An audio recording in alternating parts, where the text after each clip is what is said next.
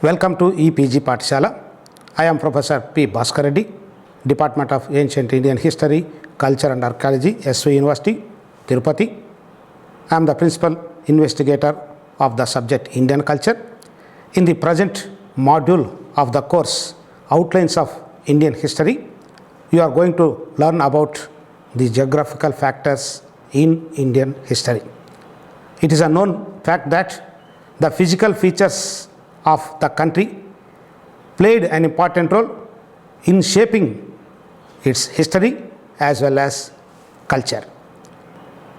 By the end of this module, you will be able to learn about the Indian subcontinent, the physiographic zones of the Indian subcontinent, the Himalayas, the Indo-Gangetic Plain, the peninsular India, the Central Highlands, Deccan Plateau, and finally the impact of geographical factors on Indian history and culture.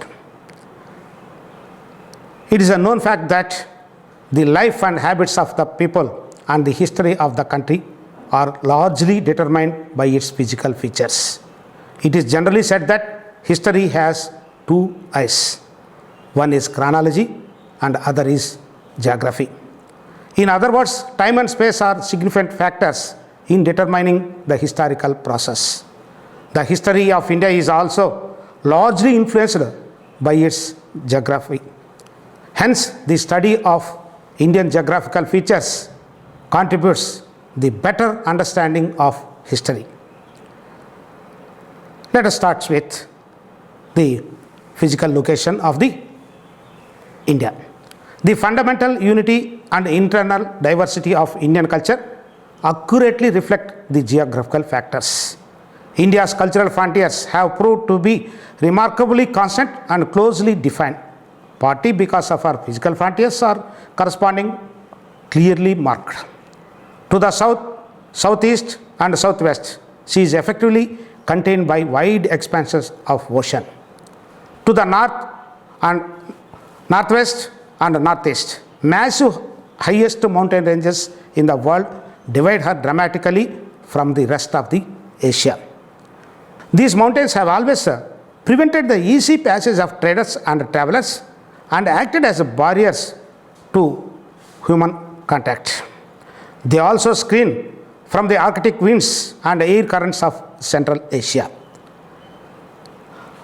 These northern mountains, therefore, form not only cultural frontiers but also a series of major climatic frontiers.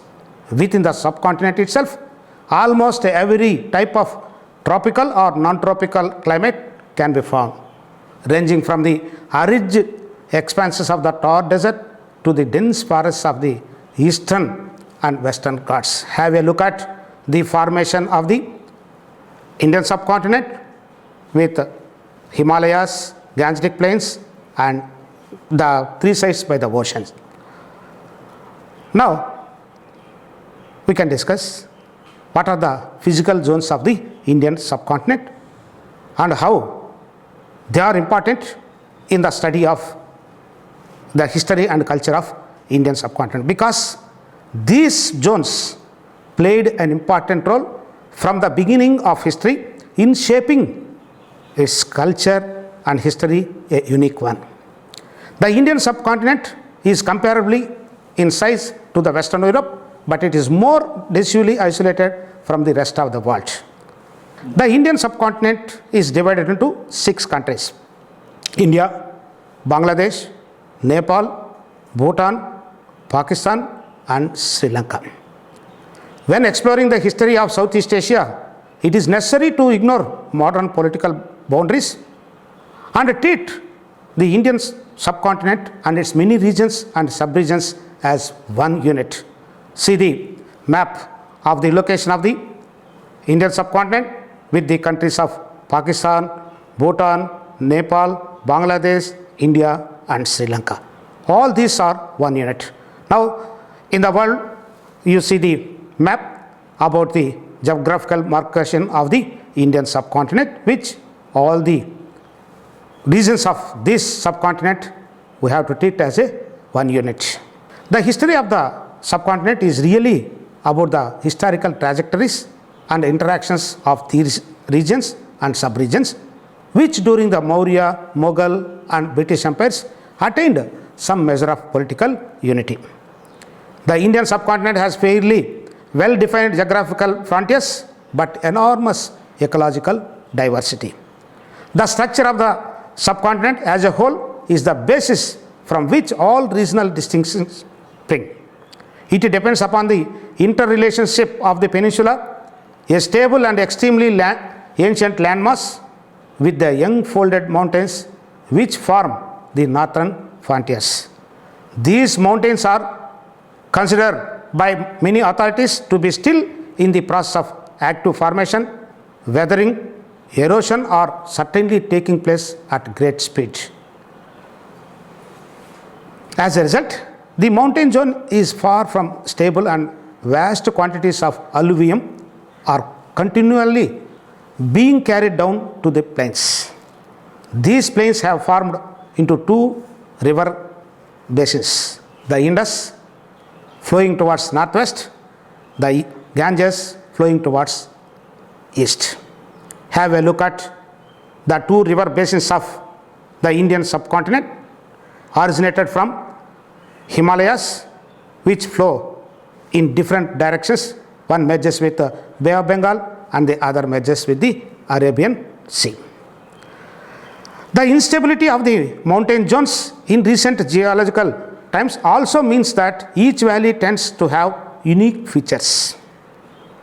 This is often caused by the local formation of a barrier due to landslides or tectonic movements and its subsequent breakdown, followed by downcutting and regarding the course of the river. In human terms, such mountainous country lends itself to the development of many small distinct communities, each valley being a microregion both in geographical and in human terms, whose habitants form a largely self-contained economic and cultural entity.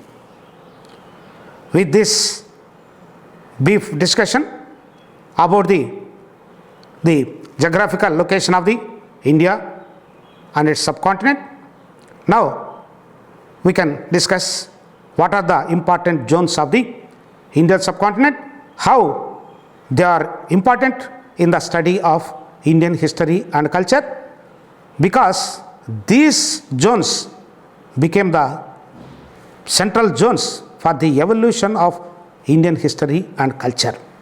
The Indian subcontinent can be divided into three major regions: the Himalayas, the Indo-Gangetic Plain, the peninsular India. Have a look at the map to get an idea about the Himalayas, which occupies in the northern part of India, and in lower the Gangetic Basin and the Indian Peninsula. Among the Indian subcontinent, India is the largest country, located in between Himalayas on the north, Indian Ocean on the south, Arabian Sea on the west, Bay of Bengal on the east. It comprises 29 states and 7 union territories. The population of India is more than 1.25 billion in the year 2015. Have a look at the Indian map, and which includes the 29 states, including the recently formed Telangana and union territories. With this brief discussion, now we can start the different zones of the Indian subcontinent and how they are important in the study of our history and culture. The first is Himalayas. See the map of the Himalayas and the nature of the formation of the Himalayas. The Himalayan mountains are situated on the north of India, starting from the Pamir in the extreme northwest of India. The mighty Himalayan range extends towards the northeast. It has a length of nearly 2,560 kilometers with an average breadth of 240 to 320 kilometers. It has many peaks The highest peak of Himalayas is known as Mount Everest, with its highest being 8,869 meters. The Himalayas can be divided into three zones: the western, central and eastern zones, each with their own specific characteristics.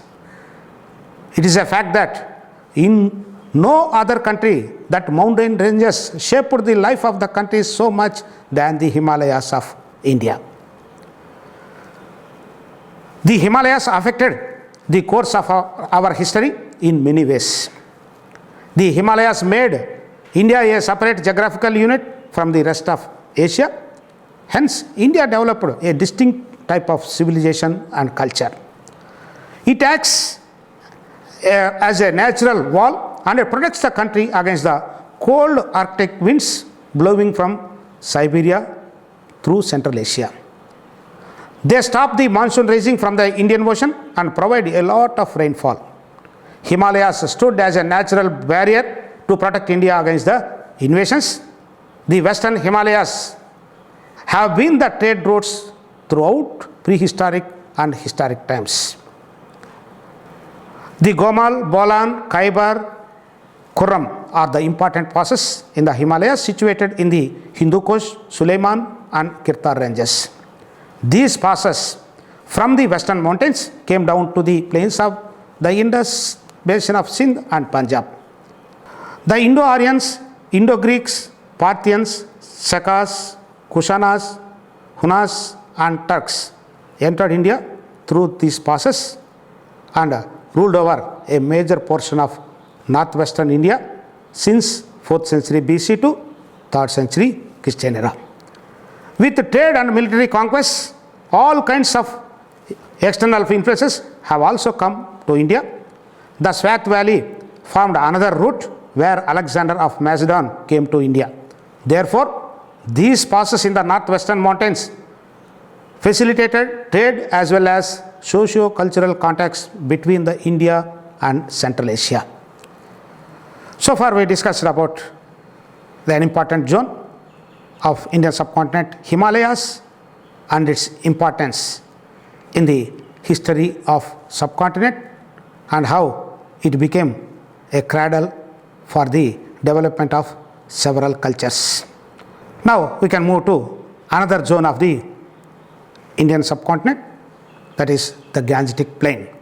Have a look at the map to get an idea about the location of the Indian Gangetic Plain.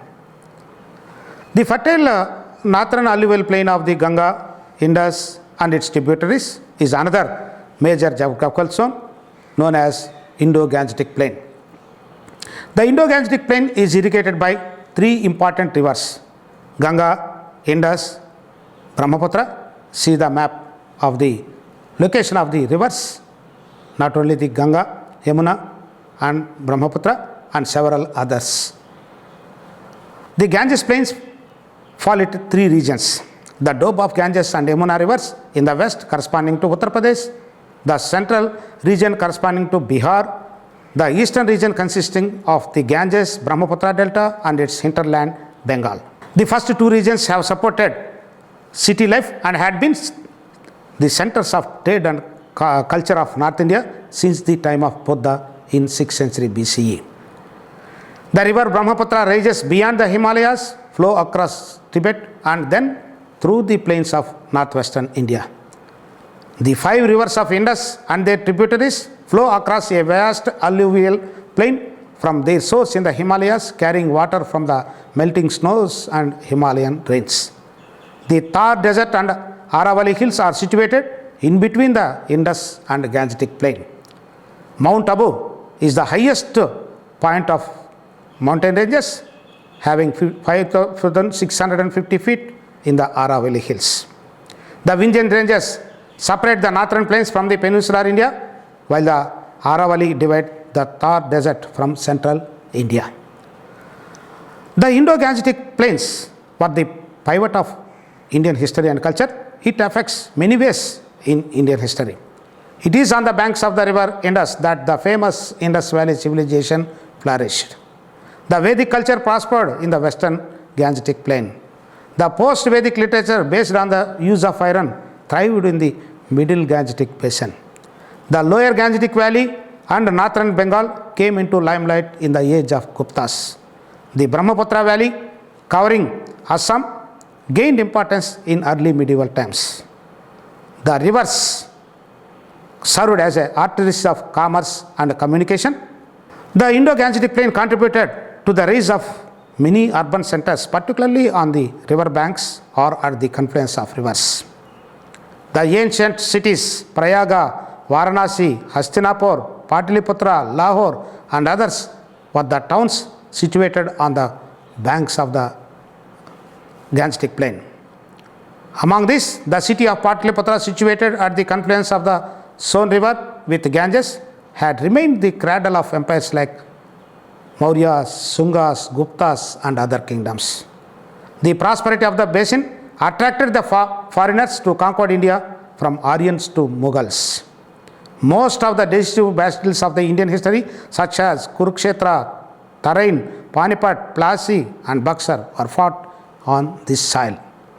Thus, the Indo-Gangetic plain not only occupies an important place in the subcontinent, it became the cradle for the development of several cultures, and it became the center for political institutions since the beginning of Indus period or earlier, and many dynasties rose to prominence in the same area. Thus, the Ganga basin is a core zone of the Indian subcontinent. Now, we can move to another zone, the peninsular India. The peninsula is an old and relatively stable geographical formation. Its landscape marked by plateau, plains and fertile valleys of rivers. The peninsular plateau can be broadly categorized into Central Highlands, the Deccan Plateau. Have a look at the location of the Central Highlands and various valleys in that. The Central Highlands lies north of the Narmada River. The Central Highlands are wider in the east but narrower in the west. The Malwa Plateau, with its two major rivers Narmada, Tapati, lies between the Aravalli and Central Indian mountains. A major portion of the Malwa Plateau is known as the Central Highlands. The Vindhyan Range is situated on the north of the Central Highlands.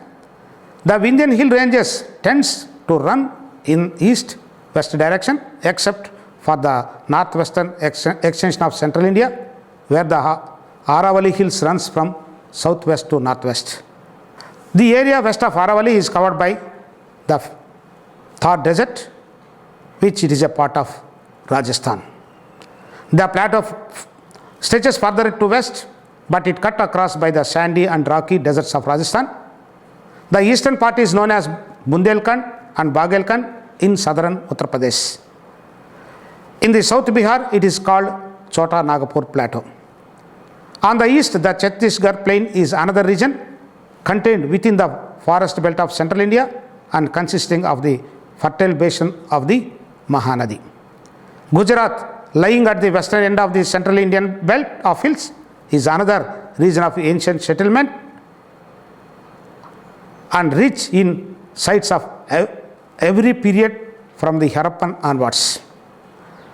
Orissa, on the extreme eastern end of the Central Indian hills, includes the coastal plains to the southwest, coastal delta and the delta of Mahanadi. In the peninsular India, another important zone is the Deccan Plateau. The great Indian Peninsular Plateau, also known as the Plateau of Peninsular India, is the vast plateau comprising most of the southern part of the country. The Vindhya and Satpura mountains, along with Narmada and Tapati rivers, form the great dividing line between northern and southern India. The plateau of the south of the Vindhyan mountains is known as Deccan Plateau. This plateau is a very old land surface sloping gently from west to east with mature graded rivers.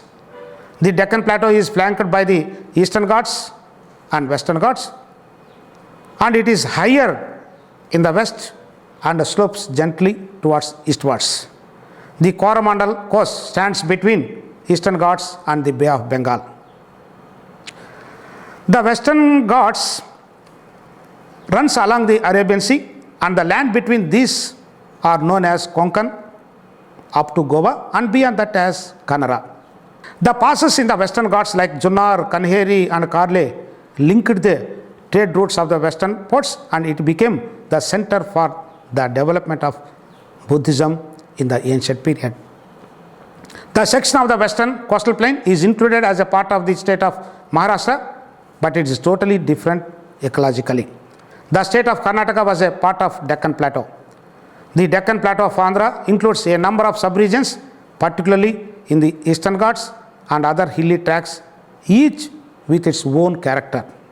The Deccan Plateau breaks down into the isolated blocks of hills in the extreme south, the chief of which are the Nilagiris and the Cardamom Hills, which still partially divide the eastern and western coastal plains. The eastern coastal plain, which widens out towards the south, together with its intermediate hinterland, forms a separate lowland region known as Tamil Nadu. The western coastal plains also widen out to form a separate region known as Malabar, and it is now forms the state of Kerala. The southern end remains the famous Palghat Mountains. The major rivers of the southern peninsula are Mahanadi, Krishna, Godavari, Penna and Kaveri. Throughout the history of the region between Krishna and Tungabhadra remained a bone of contention between the major kingdoms of south.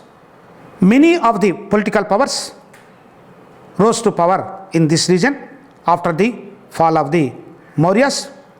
The Shatavahanas, who rose to prominence in this region, they dominated the destinies of the Deccan for nearly 456 years, followed by Ichwakos, Chalukyas, Rashtrakutas, Western Chalukyas, Kakatiyas, Vijayanagaras, Bahamanis, and later on Asafjahis. The Kaveri Delta, which was located south of the extreme south of India, constitutes another distinct geographical zone.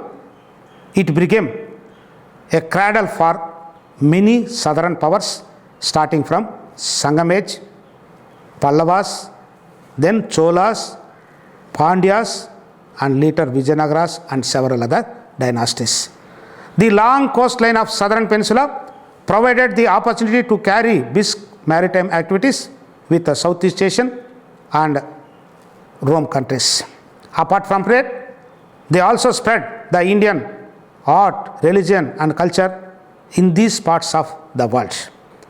The Deccan Plateau, which was separated from the Central Highlands by Vindhyan Mountains, it comprises of Eastern Ghats, Western Ghats and a sea on three sides.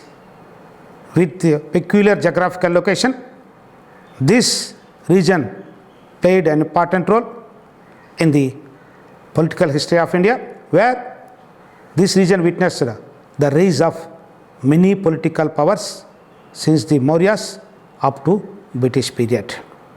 Besides that, the South India and Deccan having the different cultures in different zones because of the regional imbalances and the geographical factors played an important role in development of these cultural differences. With this discussion on the different zones of the Indian subcontinent, now we can discuss the impact of the geographical features on Indian history and culture.